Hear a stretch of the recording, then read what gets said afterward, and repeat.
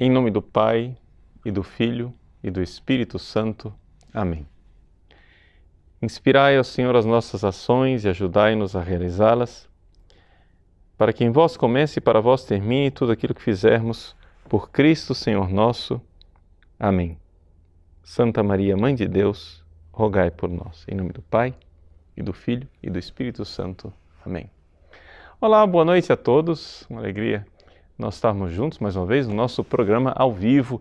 E hoje gostaríamos de dedicar esse programa ao tema da música sacra. Muito bem, nós acabamos de celebrar o dia de Santa Cecília, padroeira do canto orfeônico, né, e da música sacra.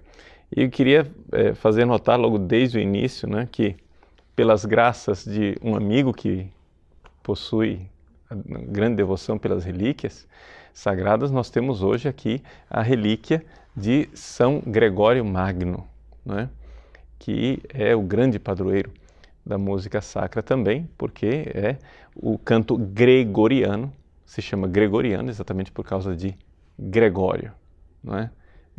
Grande Papa Gregório Magno. Algumas pessoas se confundem achando que gregoriano tem a ver com grego. Não tem nada a ver com grego, tem a ver com o Papa São Gregório Magno. E vamos tentar colocar para vocês neste programa alguns princípios, né, básicos, fundamentais para a música litúrgica, a música da igreja, principalmente utilizada durante a liturgia. Por quê? Porque nós estamos em alto mar, estamos num ambiente onde, na realidade, se tem muito subjetivismo. Ou seja, as pessoas terminam achando que tudo vale, né? Mas não é bem assim. Nós temos, a igreja tem orientações muito claras sobre essa questão de música sacra e, portanto, eu gostaria de ficar naquilo que são as determinações do magistério. Então, não gostaria de entrar mais nesse campo de opinião, mas gostaria de ficar na realidade objetiva, exatamente para com isso prestar um serviço, né, para as pessoas que se dedicam ao ministério de música, ao canto de corais, aos compositores de músicas litúrgicas e assim por diante. Tá bom? Bom, antes de iniciarmos a matéria propriamente dita, eu gostaria de dar algumas coisas para as pessoas que queiram se aprofundar, principalmente em termos de liturgia da música sacra, teologia da música sacra. Não liturgia, teologia da música sacra. Aí o nosso grande patrono é o teólogo Joseph Ratzinger, né? Estamos falando de teólogo Joseph Ratzinger porque ele, como Papa, não é, promoveu, sim, um movimento litúrgico de restauração um pouco daquilo que é a música sacra de valor, mas foi como teólogo que ele desenvolveu realmente algumas intuições maravilhosas em termos de teologia, mas não é o tema do nosso programa. Esse aqui é só a indicação. Quiser ver a questão de liturgia e música nesse livro famoso, Introdução ao Espírito da Liturgia, do cardeal Ratzinger, com o qual ele quis dar início a um movimento litúrgico dentro da igreja, na página 101, inicia o capítulo 2 sobre a liturgia. Valeria muito a pena ler, e aqui nós temos em português já um pequeno resumo. Mas aqueles que dominam a língua italiana, ou também existe evidentemente no original alemão e no inglês, que são as línguas que já publicaram. Me parece que o espanhol também já deve ter publicado, mas eu tenho aqui em italiano, né, o volume número 11 das obras completas de Joseph Ratzinger, que é sobre a teologia da liturgia. E neste volume 11 existe a parte D, que é sobre a teologia da música sacra, a partir da página 573. Então indicação aí bibliográfica para aqueles que quiserem, né, se aprofundar nesta realidade. Antes de nós iniciarmos propriamente nas questões objetivas que vêm do magistério, eu encontrei uma citação para dar o início na nossa reflexão desse pequeno opúsculo escrito pelo mestre de cerimônias do Papa atual, Guido Marini, Monsenhor Guido Marini, Liturgia Mysterium Salutis. E ele tem um pequeno comentário sobre a música sacra, com o qual ele conclui o opúsculo lá na página 40, e ele cita, não é, uma das obras de Joseph Ratzinger, não é? Cantai ao Senhor um canto novo. Quero iniciar com isso. Ratzinger tem a seguinte intuição, não é? Recordando um pouco Gandhi. Ele diz assim, olha, Gandhi dizia que existem estratos na realidade animal. Os peixes que habitam na profundidade, eles são silenciosos. Os animais que estão na terra, eles gritam. Mas os pássaros que voam, cantam. O homem, ele tem um pouco, nota o teólogo Joseph Ratzinger, o homem tem um pouco a capacidade dessas três realidades. Ele é capaz de silêncio, ele é capaz de gritar, falar, mas é também capaz de cantar. Mas na nossa sociedade atual, onde as coisas vão um pouco se desfazendo, o homem foi perdendo as duas capacidades, a capacidade de silêncio, que é aquilo que são capazes os peixes que habitam na profundidade. Se você quiser ter profundidade, você precisa de silêncio. E foi perdendo a capacidade de realmente cantar com arte, de forma bela, ou seja, de voar como os pássaros e habitar nas regiões celestes. Então, tanto a questão de profundidade como a questão de altura, de grandeza, de espiritualidade, né? De viver no ar, nos ares, nos lugares altos, foram as duas capacidades que nós perdemos, que precisamos retomar na liturgia. Ou seja, a capacidade de silenciar, uma liturgia mais silenciosa, e a capacidade de cantar realmente com beleza, não é? Então, inicio com essa anotação para que a gente veja a necessidade de nós realmente sabermos cantar e louvar a Deus. Mas quero aconselhar então para a leitura de vocês dois documentos fundamentais, existem outros, né? Mas dois documentos fundamentais para a questão da música litúrgica. Aqui no Brasil, esses documentos estão coligidos nessa série de documentos da Igreja, que é da editora Paulus, né? Que tem aqui esse volume 11, que é documentos sobre a música litúrgica. E os dois documentos que eu gostaria de citar número 1, um documento importantíssimo do Papa São Pio X, chamado Tra le sollecitudini, entre as preocupações, que foi escrito pelo Papa São Pio X, não é, no início do século XX, e depois esse documento foi tão importante que 100 anos depois o Papa João Paulo II, São João Paulo II, escreveu não se assuste com a palavra, um quirógrafo para a comemoração do motu próprio Tra le sollecitudini, que aqui é um quirógrafo. Bom, ao pé da letra, né, reir em grego quer dizer mão, grafein quer dizer escrever, então escrito à mão, quer dizer uma anotação feita à mão. É evidente que o Papa não escreveu isso à mão, né? Mas é só para dizer que não é uma encíclica, não é um documento de magistério, digamos assim, que empenha a nossa obediência, porque é simplesmente uma recordação. E por que eu cito esses dois documentos? Porque, em primeiro lugar, o próprio Papa São João Paulo II diz no seu quirógrafo de comemoração do motu próprio Tra le sollecitudini o seguinte, que este documento é quase um código jurídico da música sacra. Então, o Tra le sollecitudini é muito importante, porque ele é, digamos assim, aquele que dá o norte para a música sacra. Só que algumas pessoas vão dizer assim, não, mas isso daí, Trale Solicitudine é um documento do início do século XX, agora nós já temos o Vaticano II, então é evidente que não vale mais.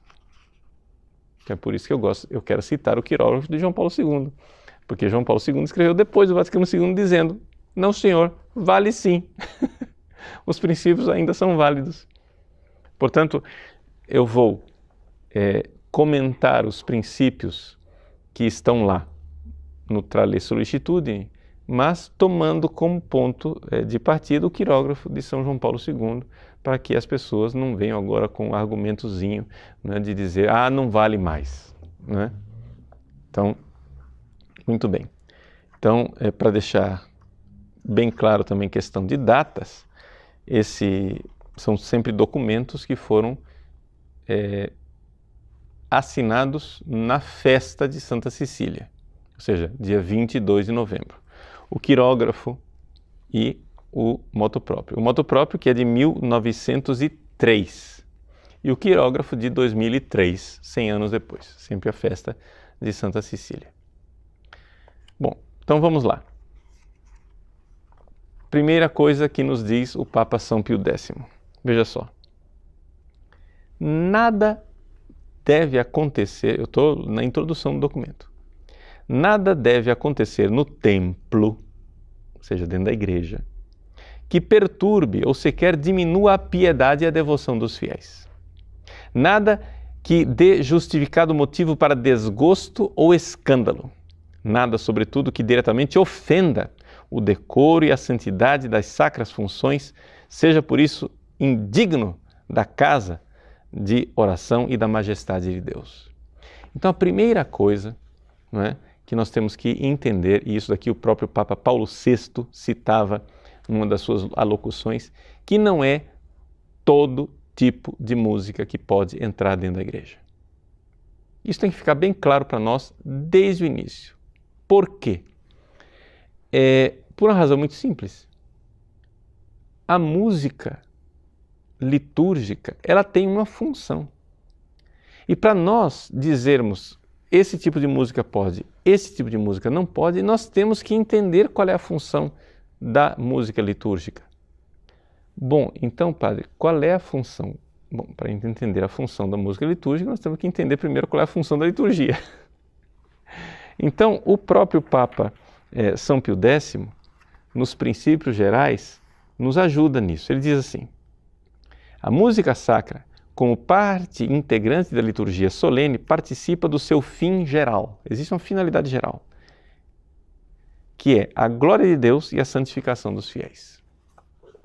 Vejam que isso aqui é de uma importância primordial. Veja, quando eu pergunto o que é uma coisa, a melhor forma para a gente definir uma coisa é fazer o quê? Definir essa coisa dando a finalidade. Eu vou definir o que é que são os óculos. Eu posso dizer, não, é um objeto composto de vidro e metal.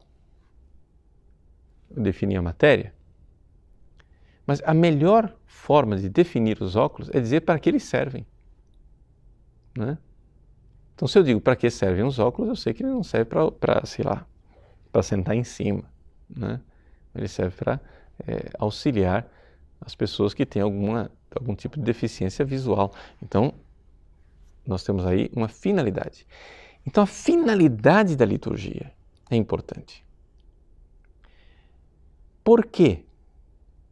Porque, infelizmente, nós temos atualmente umas influências filosóficas muito negativas dentro da igreja. Por causa de Hegel, que é um filósofo, digamos assim, que influenciou grandemente o pensamento moderno atual, existe uma tendência de as pessoas irem à igreja onde a religião e aquilo que é celebrado é a comunidade. A partir de Hegel, a religião serve para uma coisa, para a comunidade, para criar comunidade. Isso está bem claro no pensamento desse filósofo. Isto entrou, evidentemente, dentro da visão marxista, e isso tem consequências hoje para nós. Então a finalidade do culto litúrgico para muitas pessoas é a celebração festosa da comunidade. Então é o homem que celebra a si mesmo. Ora, isto não tem cabimento. O Papa Bento XVI fez inúmeras manifestações nesse sentido, de dizer com toda clareza para as pessoas que se a liturgia da igreja vai ser uma liturgia bem realizada, nós não podemos de forma alguma ceder à tentação de o homem estar celebrando a si mesmo. Portanto, é por isto que Bento XVI conclama uma reforma da reforma litúrgica, porque a forma como a liturgia está sendo vivida nos últimos tempos tem uma tendência muito grande de o homem celebrar a si mesmo e principalmente o homem, enquanto comunidade celebrativa, ficar fechado em si mesmo. Então, veja, a liturgia tem uma finalidade, e a finalidade, São Pio X diz com toda clareza, é a glória de Deus e a santificação dos fiéis. Então, a liturgia ela tem evidentemente uma realidade transcendente, ela tem que me conduzir para Deus, transcendente, para glorificá-lo, e este ato de amar Deus, quanto mais eu amar Deus na liturgia, então mais eu me santifico, porque nós sabemos que o princípio básico da espiritualidade e da santificação é o amor a Deus. Então se eu amo a Deus, eu me santifico, se eu não amo a Deus, eu não me santifico. Então esse é o princípio geral da liturgia. A liturgia é para glorificar a Deus e santificar os fiéis. Se você foge disto, esquece, a sua liturgia está mal celebrada. Quando você faz uma liturgia que glorifica o homem e não Deus, tem algum problema.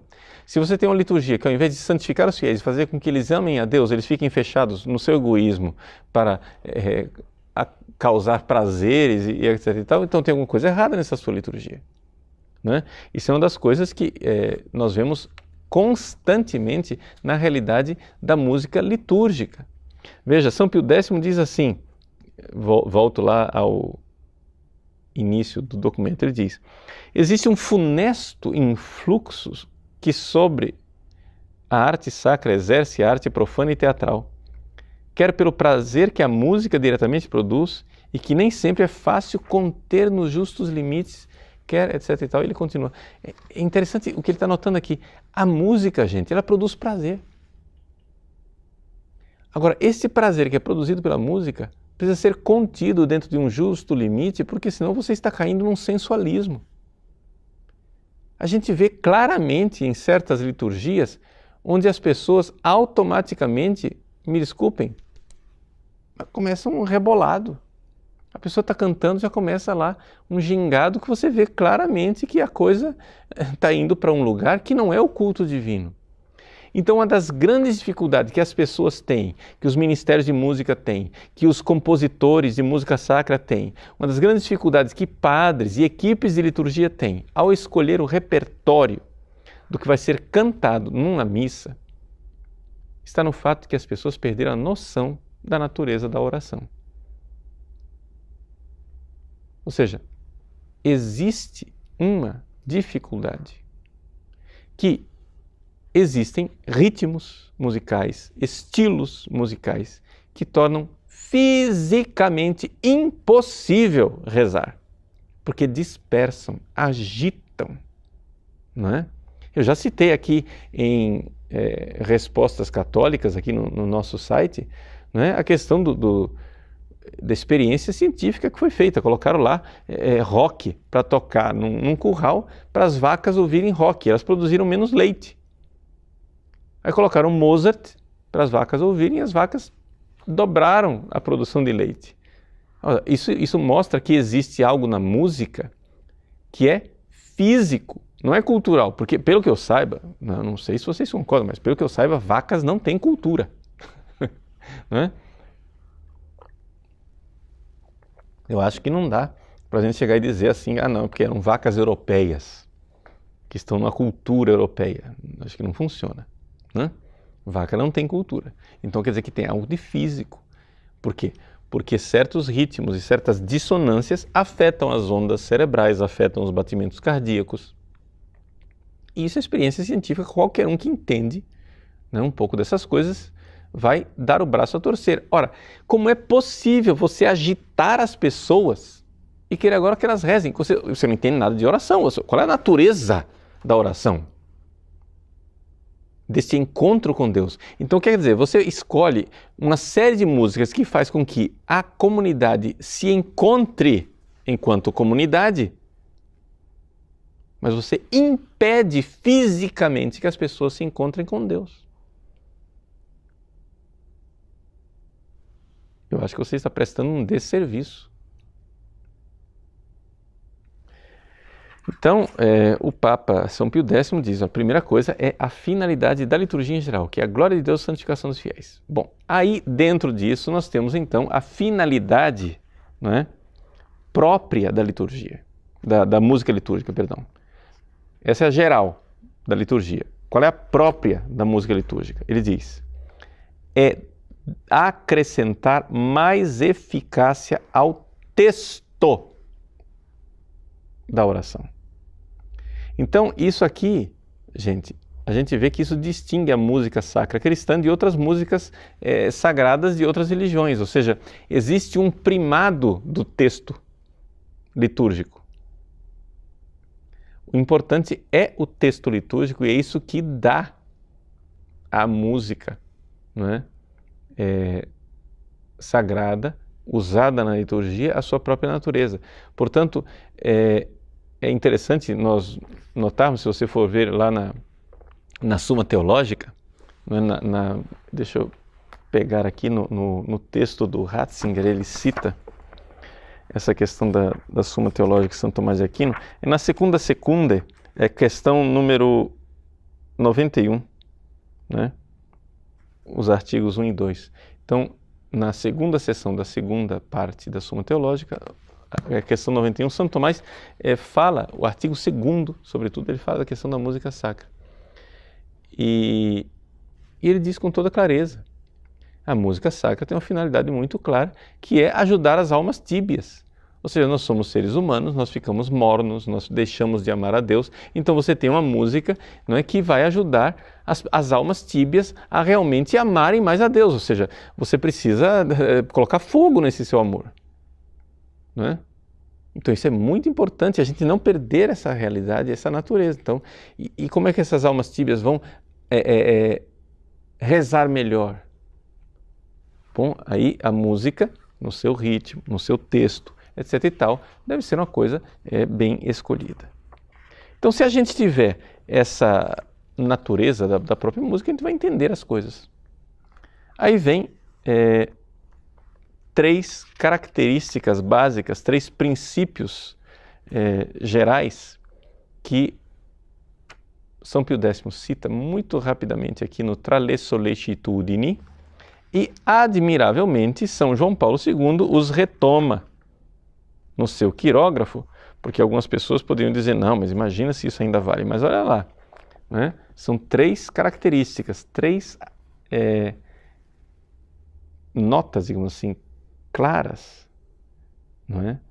Da música sacra, que é a santidade, ela precisa ser uma música santa, ela precisa ser verdadeira arte, esse é o número 2, e número 3, ela precisa ser universal. Sobretudo, essa característica do universal seria uma coisa que a gente pensaria assim, não, depois do Vaticano II não vale mais. Porém, João Paulo II cita a característica do universal. Vamos ver então essas 3 características que estão lá no Tra le sollecitudini. Eu vou ler aqui no quirógrafo de São João Paulo II, a partir do número 4. Ele diz assim, que uma das coisas é a santidade da música. Mas como é que eu sei que uma música é santa? O que faz com que uma música seja santa? Ele diz, será tanto mais santa quanto mais estreitamente for unida à ação litúrgica. Ou seja, aquela música ela está dentro de uma ação litúrgica e aquela ação litúrgica ela tem uma natureza, não é? Por exemplo, algumas pessoas escolhem no seu repertório musical colocar dentro da Santa Missa, por exemplo, na hora do ato penitencial, um forró. Me desculpe, nada contra o forró. Eu sou nordestino, ninguém pode me acusar aqui de estar sendo racista, preconceituoso com os nordestinos. Não é isso. Eu nasci no Nordeste, mas me desculpa, não dá para você pedir perdão dançando forró. Entende? Ou seja, tem que ser uma música que te leve a uma introspecção, a um exame de consciência, a não ser que você seja um marxista, filha da mãe, não é? Que não acha que existem pecados pessoais, só existem pecados sociais. E aí você vai querer que as pessoas se dispersem, e não que as pessoas olhem para dentro de si. Você vai querer somente que as pessoas peçam perdão dos pecados sociais, do sistema opressor. Você compreende que isso não é a Igreja Católica. Você escuta, desocupa o lugar, né? Isto não é a Igreja Católica. Então, é necessário que a gente compreenda isso. Você vai dizer, não, mas o senhor está sendo muito bitolado, isso aí é pré-conciliar. Está aqui Paulo VI, gente. Paulo VI, sendo citado aqui por São João Paulo II. O bem-aventurado Paulo VI diz o seguinte: não é perdão, aqui o português está, a articulação está, indistintamente tudo aquilo que está fora do templo, que profano, que é apto para ultrapassar-lhe os umbrais. Quer dizer, não é tudo que está fora da igreja que pode entrar dentro da igreja. Não dá. E ele coloca, né, muito claramente que a questão da música sacra recebeu hoje um alargamento de significado a ponto de incluir repertórios que não podem, isso aqui é São João Paulo II falando, não podem entrar na celebração sem violar o espírito e as normas da própria liturgia. Então, é a santidade que é requerida pela música. Não é? Quando as músicas, por exemplo, aqui no Brasil nós temos uma mania muito grande, não é, de sensualidade. Músicas muito sensuais que tendem a fazer com que se alimente um sentimentalismo. Mas o sentimentalismo faz você se encontrar com as suas emoções, mas não necessariamente faz você se encontrar com Deus. Então isso deve ser usado com grano salis, com uma certa sabedoria. Não dá para apelar demais. Não é? Então, assim, o sentimentalismo não é bom para a oração. Segunda característica da música litúrgica, da música sacra, ela precisa ser uma verdadeira arte. Ou seja, o princípio que está intimamente ligado ao precedente, ou seja, da santidade, é o da singeleza das formas. Não pode existir uma música destinada à celebração dos sagrados ritos que não seja antes verdadeira arte, capaz de ter a eficácia que a Igreja deseja obter, acolhendo na sua liturgia a arte dos sons. Não é? Portanto, aqui nós precisamos compreender e ter uma formação artística. A Sacrosanctum Concilium, no Vaticano II, fala disso. Existe um documento também do Papa Pio XI que insiste, né, na formação litúrgica dos seminários. Existe um documento da Sagrada Congregação para os Ritos também, chamado Música Sacra, que fala... resumo, Pio XII, no Música Sacra Disciplina, existe um número enorme de documentos que batem nessa tecla. Os padres e seminaristas precisam ser formados musicalmente. Precisam ser educados musicalmente. É necessário você ter uma educação musical para saber distinguir aquilo que é bom e aquilo que não é bom. Porque as coisas têm um critério objetivo. Nós não estamos na ditadura do relativismo. Existem coisas que são objetivamente superiores. Não é? Portanto, aqui nós, só para colocar uns princípios básicos, vejam, em música, nós temos como se fossem 3 camadas, não é? Lá em cima você tem a melodia da música. Ora, esta melodia, ela é geralmente aquilo que deveria sobrepujar na música. Embaixo, em segundo plano e menos importante, você tem a harmonia. A harmonia quer dizer o seguinte, os tons, que são mais harmônicos, menos harmônicos. E em terceiro lugar você tem o ritmo. Essas três camadas, melodia, harmonia e ritmo, devem estar nessa hierarquia. Mas o que nós temos hoje em dia com a música disforme, não é o quê? É a inversão das coisas. As coisas vieram, foi a lenta e inexorável marcha da vaca para o brejo, né? O negócio foi ficando cada vez mais complicado. Você tinha antes uma melodia.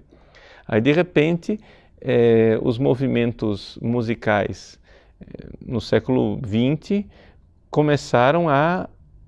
Isso começou também já no romantismo, mas começaram a exceder em experiências harmônicas. O negócio ficou mais harmonia do que melodia, né?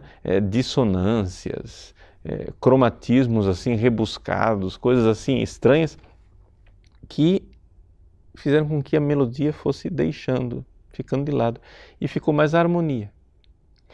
Qual é a importância da harmonia para a oração? Veja, eu não sei se vocês... que eu talvez esteja falando aqui em termos muito técnicos para pessoas que não sabem de música, mas deixa eu explicar uma coisa. Vocês já participaram de alguma missa em que o Ministério de Música inventou, né, compôs assim, antes da missa, o refrão do Salmo?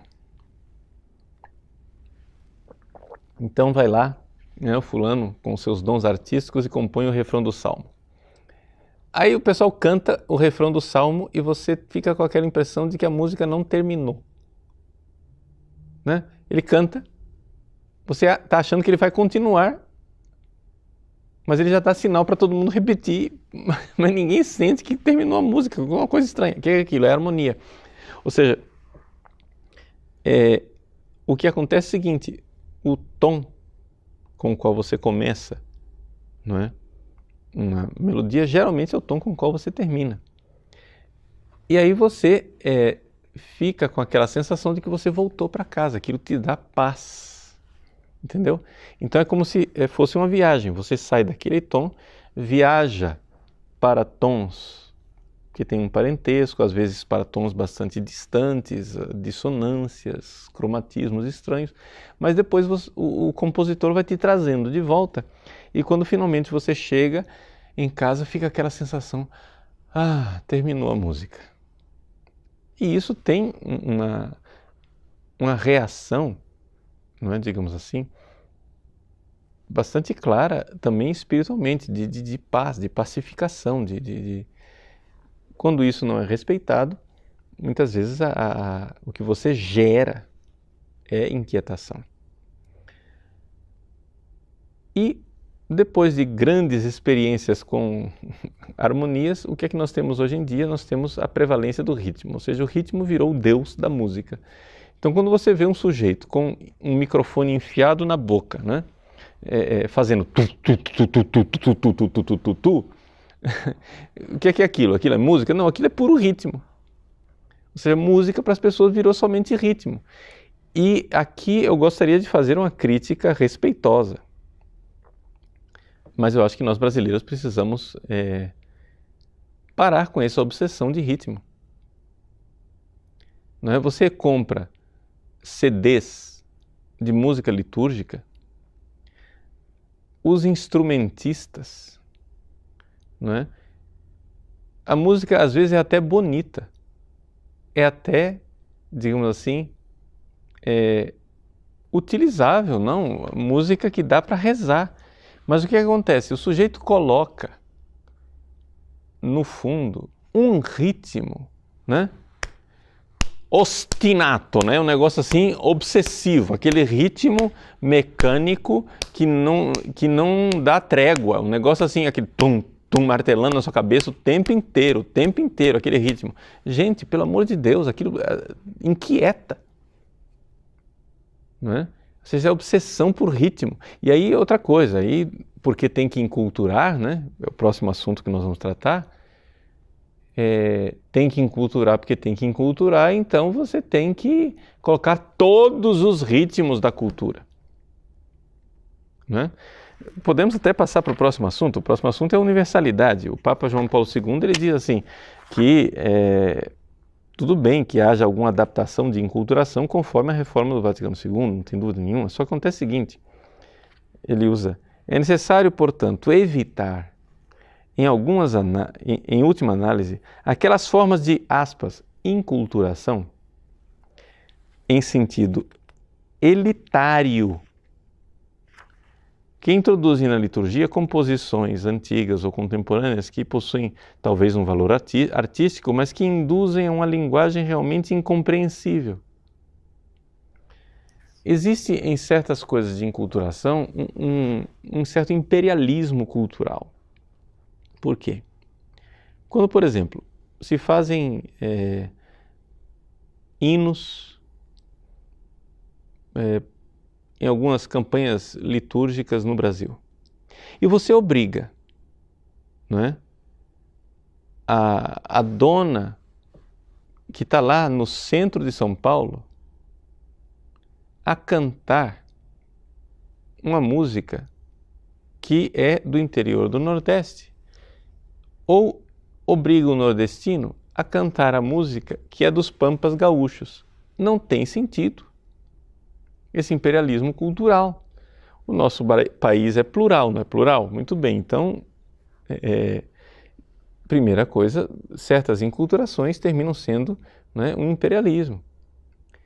Então seria interessante nós retornarmos ao critério de universalidade como ele foi colocado pelo Papa São Pio X. E o Papa São João Paulo II diz isso. Ele diz assim que, citando São Pio X, aqui ele diz que, vou ler tudo porque fica melhor ler o texto inteiro. Ele diz assim, nesse sentido, São Pio X indicava, usando o termo universalidade, um ulterior requisito da música destinada ao culto. Mesmo, aí vem a citação de São Pio X, mesmo concedendo a cada nação, ele considerava de admitir nas composições religiosas formas particulares que constituem, de certo modo, o caráter específico da música que lhes é própria, elas não devem estar de tal modo subordinadas ao caráter geral da música sacra, que ninguém de outra nação ao ouvi-la tenha uma impressão negativa. Ou seja, a música deveria ter uma certa linguagem universal, de tal forma que, quando você vai à liturgia e ouve uma música, mesmo que não seja do seu país, aquilo não deveria resultar estranho para você, de lhe causar estranheza, chocar. Por quê? Porque é sinal de que ela saiu do trilho. Porque a música, embora ela possa ter características enculturadas, ela precisa ter uma linguagem universal. Por que essa história de linguagem universal? Porque é o reconhecimento desta realidade de que a música deve falar à natureza humana. Existem regras que não são tão relativas assim. Nós vivemos um tempo de relativismo em que a gente acha que tudo pode. Não é? A arte está assim, foi tomada por um relativismo obsessivo, um negócio maluco. Então, porque o fulano decretou que é bonito, ficou bonito? Não. Existem coisas que são objetivamente feias e causam perturbação. Não vai ser bonito nem aqui, nem na China, nem em nenhuma cultura, nem em nenhum tempo.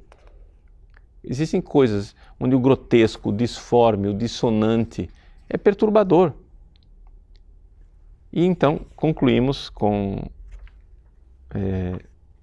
nesse nosso comentário, falando do primado do canto gregoriano. Pode-se usar outros tipos de canto na música? Sim, mas existe uma regra geral, não é? Que foi colocada por São Pio X e que João Paulo II cita no seu quirógrafo.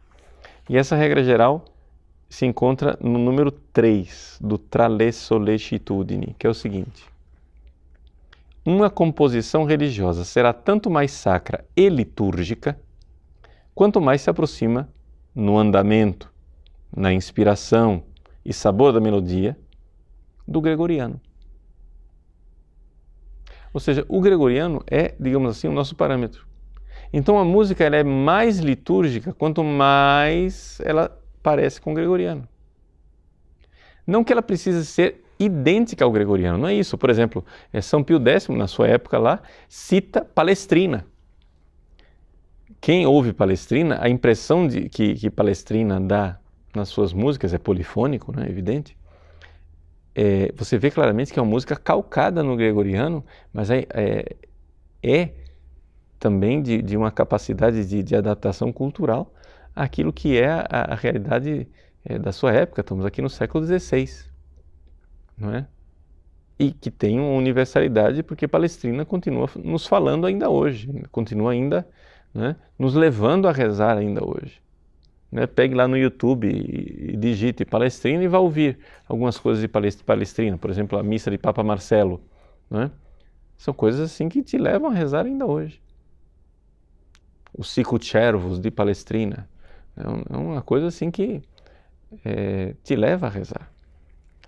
Então não é que precisa ser uma fotocópia do gregoriano, mas ser inspirada, sim, no gregoriano. E uma música que se afaste excessivamente do gregoriano, não é, cria dificuldade. Então, assim, o Papa João Paulo II, não é,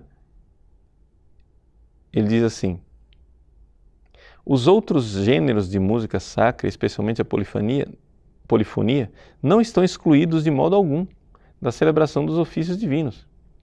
É preciso, portanto, avaliar com atenção as novas linguagens musicais para recorrer à possibilidade de expressar também com elas as inextinguíveis riquezas do mistério reproposto na liturgia. Então, por exemplo, quando você vê alguns cantos de Monsenhor Frisina, por exemplo, ele fala numa linguagem bastante moderna, mas eu acho que ele consegue levar as pessoas à oração, né? Quando você ouve a composição do Monsenhor Marco Frisina, Anima Christi Sanctifica-me, rezar isso depois que terminou a distribuição da comunhão, que todo mundo voltou para os seus lugares e num canto ainda ali de ação de graças, é uma coisa extraordinária, leva as pessoas a rezar e, no entanto, é música composta, não é? No nosso tempo, música contemporânea, mas que você vê claramente que existe uma inspiração e uma proximidade do canto gregoriano, embora ela seja também polifônica. Não é? Então, eu acho que essas coisas assim são critérios bastante objetivos. Eu coloquei aqui para vocês, tem bastante coisa, né, que eu falei nesse programa, mas eu acho que ali, vocês encontrando nesses dois documentos, Tra le Sollecitudini e o Quirógrafo de João Paulo II, vocês vão encontrar os critérios básicos para escolher um bom repertório de música sacra, litúrgica, né? Então, vamos colocar esses princípios. Pode ser que num outro programa ou num curso, né, a gente possa analisar depois a missa parte por parte, né, a natureza de cada um dos cantos que podem ser utilizados na liturgia. Vamos agora fazer um pequeno, breve intervalo. Nós retornamos já para responder algumas perguntas que você tem a fazer a respeito deste tema, que é bastante interessante, mas também, às vezes, bastante polêmico. Nós retornamos, então, para tentar responder, né, um pouco as perguntas, aquilo que eu tiver resposta, evidentemente. Né? Temos aqui uma pergunta do Henrique Sebastião. Ele diz assim: gostaria que o padre dissesse sobre como responder aos que dizem que o canto e os detalhes litúrgicos não importam, porque Deus vê o coração.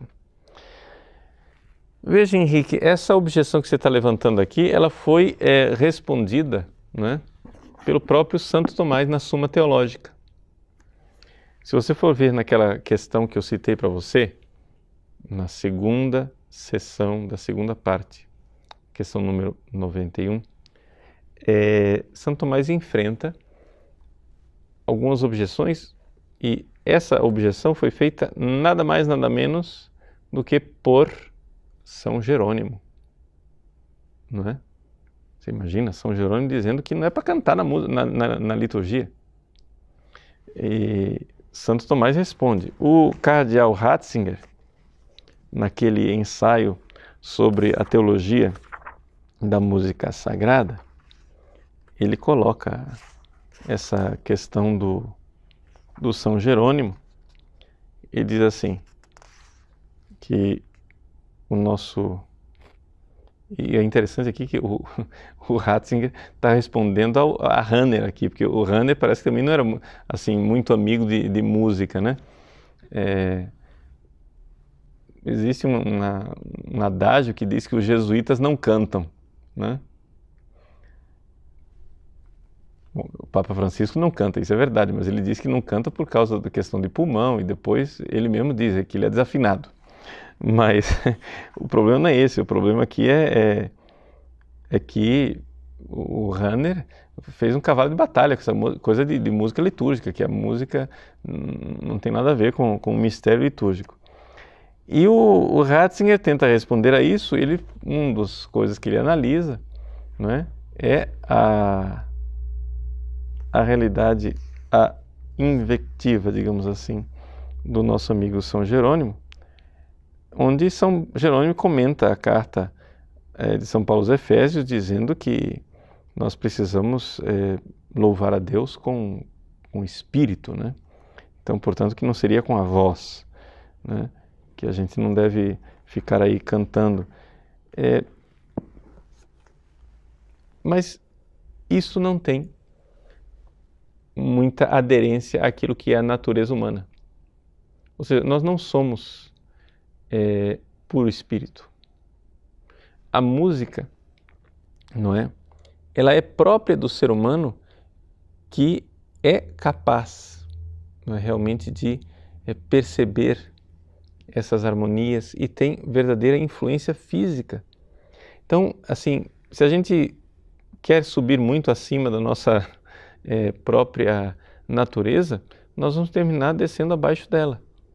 Então, a primeira coisa, nós temos que considerar que o ser humano, né, ele é influenciado pelas artes e que a arte musical é uma arte que tem um impacto direto na nossa alma e pode nos ajudar realmente a louvar a Deus, pode nos ajudar realmente a elevar a alma a Deus. Então, dizer que a música não é importante, ela é importante sim, porque a finalidade da música na liturgia é exatamente louvor a Deus. Então, acho que não devemos deixar de lado. O José Ayrton pergunta assim: padre, como inserir na paróquia o uso do canto gregoriano e da polifonia? Veja, José, eu acho que a gente precisa primeiro iniciar um movimento, né? Por quê? Porque existe uma obsessão, não é? Que virou uma obsessão. O concílio não quis isso, mas uma obsessão que aconteceu depois do concílio, essa história de que a música da igreja ou todo mundo canta ou então não pode ser cantada, não é? O concílio falava assim de uma actuosa participatio, ou seja, uma participação ativa dos fiéis. Mas a participação ativa dos fiéis não é essa caricatura que nós criamos. É profundamente ativo quando eu ouço uma música que está sendo cantada pelo coro, polifonicamente, e aquilo me conduz à oração. Isso é muito mais ativo, não é? Do que eu ficar agitado no meu banco, né, batendo palma, simplesmente porque, né, desculpa a comparação, né, mas como um macaquinho de auditório, porque está todo mundo batendo palma e eu tenho que estar junto na coletividade, embora eu não saiba o que está sendo cantado, não estou prestando atenção e não estou levando minha alma a Deus. É muito mais actuosa participatio, o silêncio de quem eleva a alma a Deus, do que quem fica gesticulando e está de corpo presente e de alma ausente, não é? Então, assim, é importante, o concílio fala, né, da participação da comunidade, de uso de cantos mais populares para que as pessoas possam cantar. Mas o concílio também fala, a Sacrosanctum Concilium fala que o povo deveria aprender a cantar, né, as partes principais da missa em gregoriano, em latim. Então, não é impossível, por exemplo, quando você, na paróquia, introduz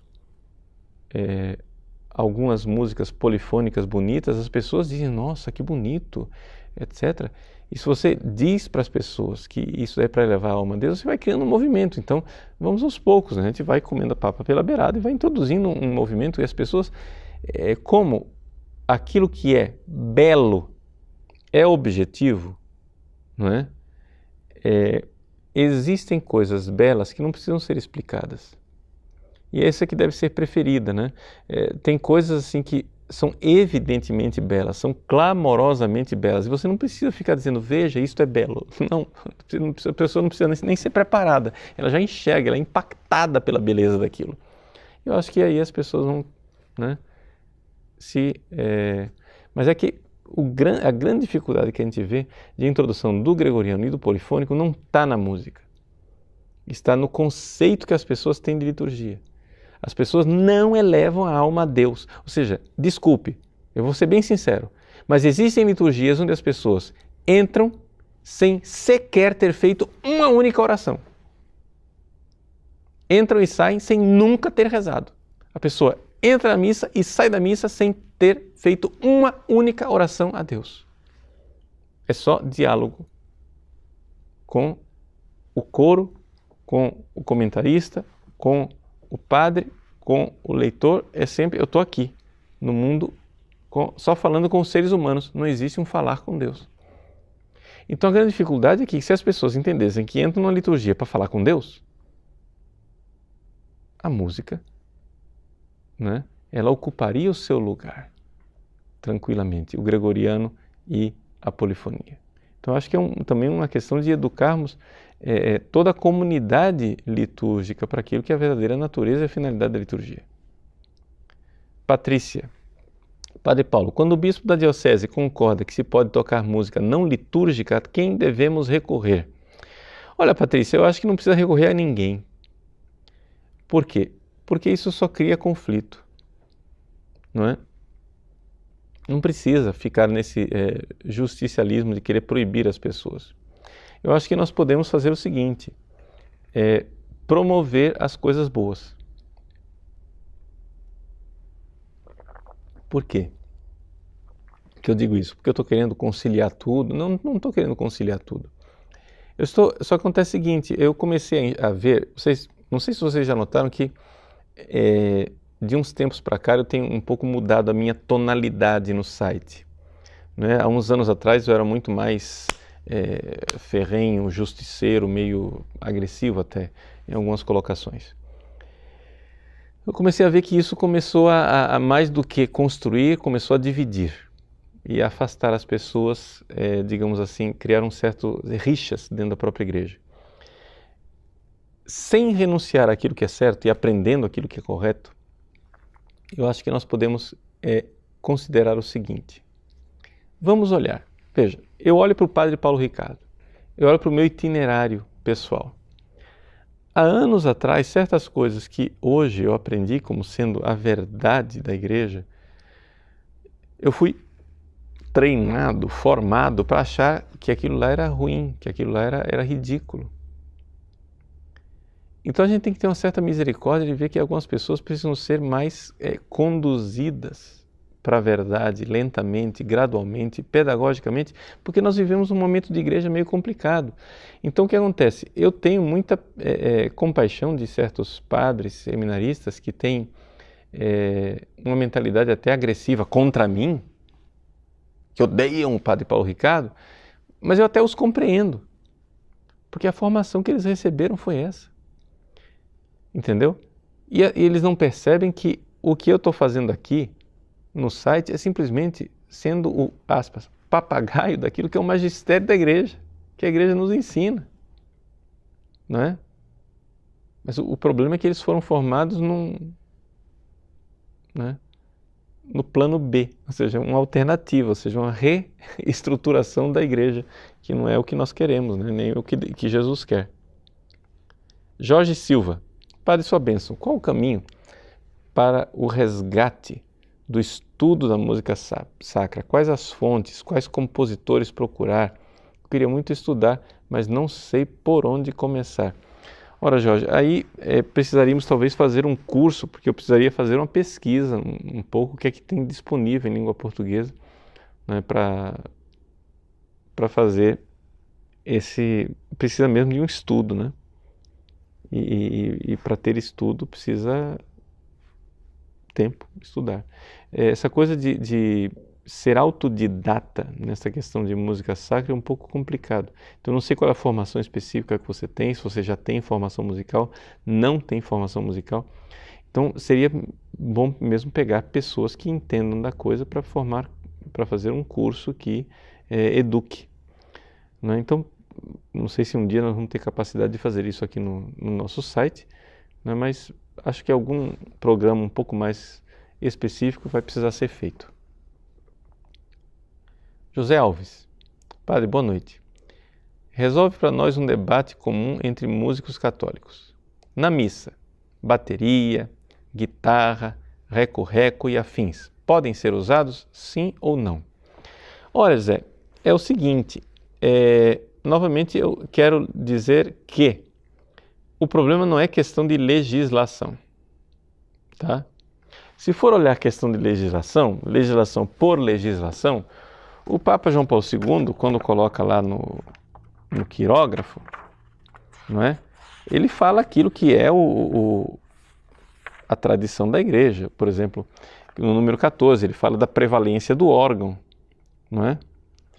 E logo em seguida ele diz assim, olha só, deve-se, porém, reconhecer que as composições atuais utilizam frequentemente, não é? Modos musicais diversificados, não desprovidos de dignidade. Então, a primeira coisa é a questão da dignidade, né? Então, existem coisas modernas que têm dignidade. Aí vem, na medida em que servem de ajuda para a oração da Igreja, podem revelar-se como um enriquecimento precioso. É preciso, porém, vigiar, a fim de que os instrumentos sejam aptos para o uso sacro e correspondam à dignidade do templo e possam sustentar o canto dos fiéis e favorecer a sua edificação. E aí, como resolver o problema da bateria? Eu acho que é um problema de sensibilidade para aquilo que é a própria natureza, ou seja, o que é apto para a oração. Nós temos, por exemplo, aqui na nossa paróquia mesmo, não é?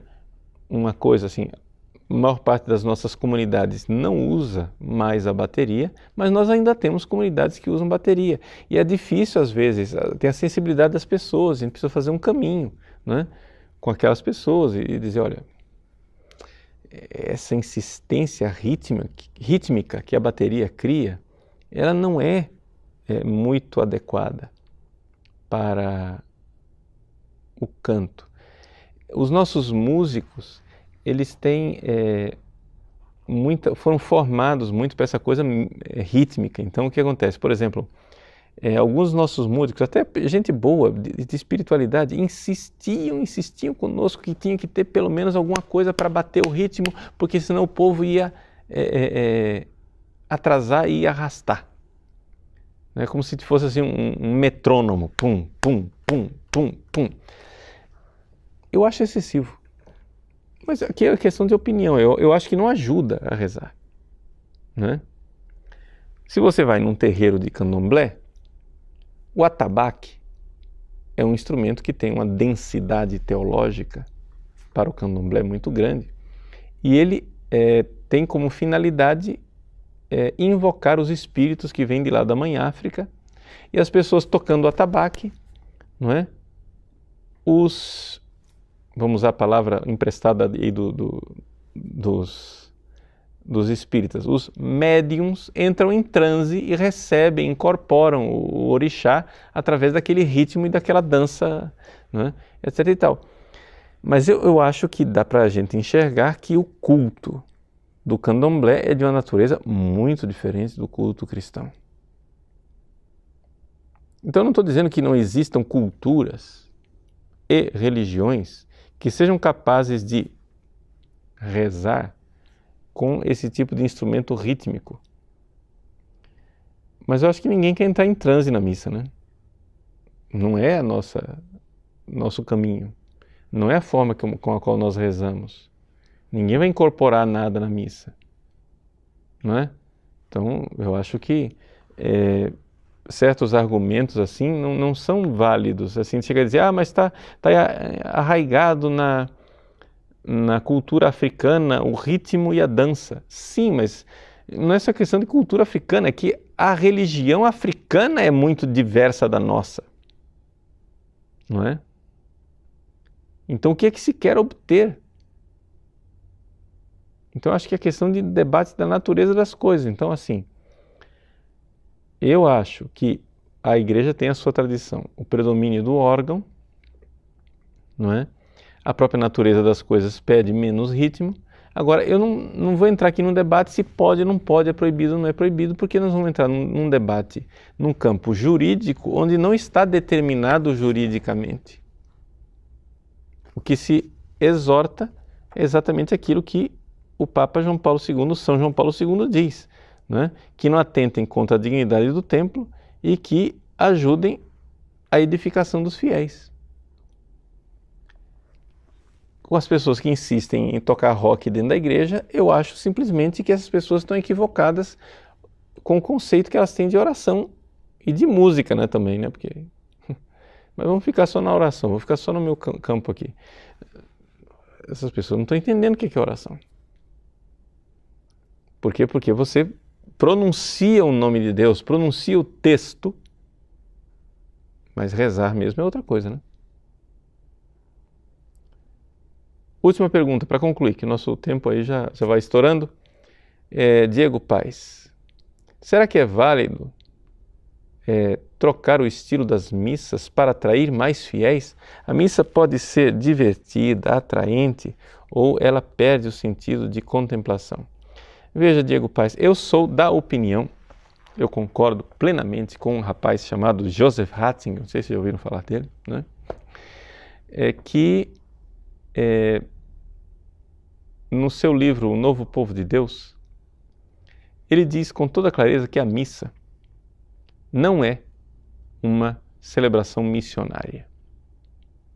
Ou seja, a missa, ela forma missionários, mas ela não é uma celebração para os pagãos virem, entendeu? Ou seja, qual é a celebração missionária? É a primeira parte, a liturgia da palavra. Então, se o sujeito não é catequizado o suficiente, não é convertido o suficiente, não é católico o suficiente, não é cristão o suficiente, então admita, ele é uma celebração da palavra. A igreja antiga fazia isso, deixavam lá os catecúmenos entrarem na celebração da palavra, mas quando chegava a um certo ponto dizia, fora catecúmenos, quem fica aqui agora é quem é convertido, quem sabe o que é o mistério. Era a questão do arcano, de introduzir no mistério cristão.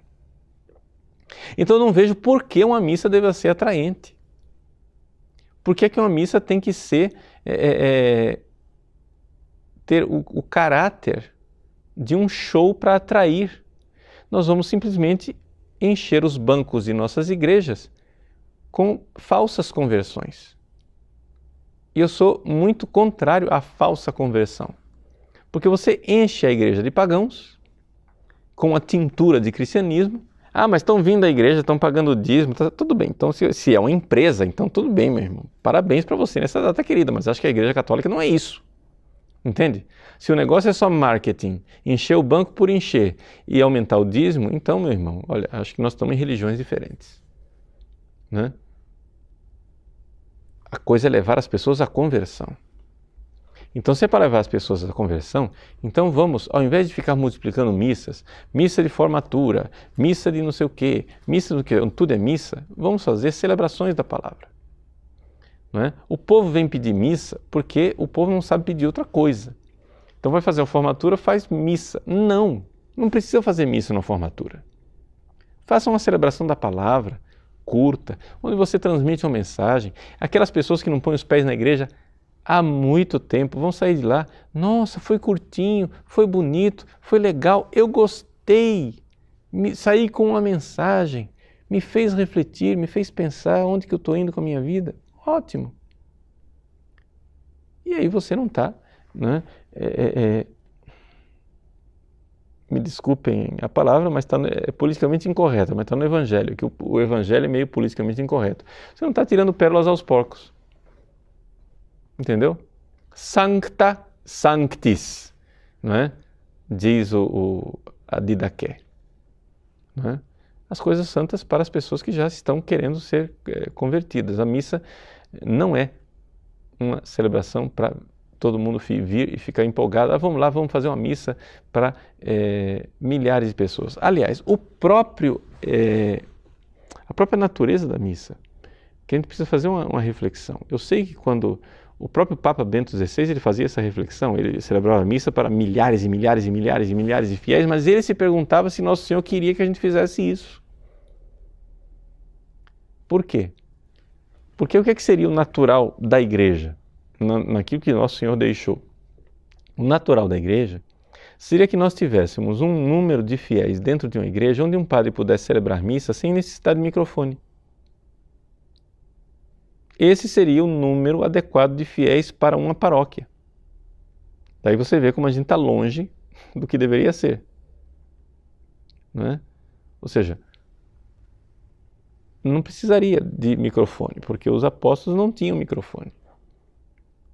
Então, a missa é uma realidade que foi feita por Nosso Senhor para ser celebrada para um grupo onde você possa falar humanamente. Vejam, vocês estão entendendo que eu não estou falando contra o microfone e a sonorização. Não é isso. Eu só estou dizendo o seguinte, é que esse negócio de multidões não está na natureza da igreja, essas missas multitudinárias, não está na própria natureza da Eucaristia. Agora, como faltam sacerdotes, então tudo bem, a nossa paróquia aqui, cabe 1000 pessoas dentro da paróquia e a gente não está reclamando, né? Está faltando padre, a gente vai e faz. Mas, digamos assim, que a gente teria que começar a enxergar o próprio cristianismo, a missa, as nossas organizações paroquiais, um pouco menos empreendedoristicamente, né? Um pouco menos como essa mentalidade empresarial, e olhar para a questão, quem que nós estamos realmente convertendo? Ou seja, se nós temos uma comunidade compacta, convertida, etc. e tal, esta comunidade, por pequena que seja, ela dá conta de responder às necessidades financeiras da igreja, de sustentar um padre dignamente e de cuidar das necessidades litúrgicas, e não somente isso, também ajudar os pobres. Não é? Mas, veja, só que eu estou falando de níveis ideais, né? Entre o ideal e aquilo que nós temos hoje, muito bem. Mas eu acho que o ideal deve estar lá, para que a gente caminhe para ele, sem forçar a barra. Então eu não vejo por que nós precisamos transformar a missa num show, né? Em algo que trazer pessoas para aquilo que nós temos de mais sagrado, sem que essas pessoas estejam convertidas e prontas para ver aquilo que nós temos de mais sagrado, não é? Então acho que é uma questão de visão de igreja que precisa mudar, ok? Muito obrigado pela participação, alegria estar aqui com vocês. Deus abençoe e até a próxima semana, se Deus quiser. Em nome do Pai, do Filho e do Espírito Santo. Amém.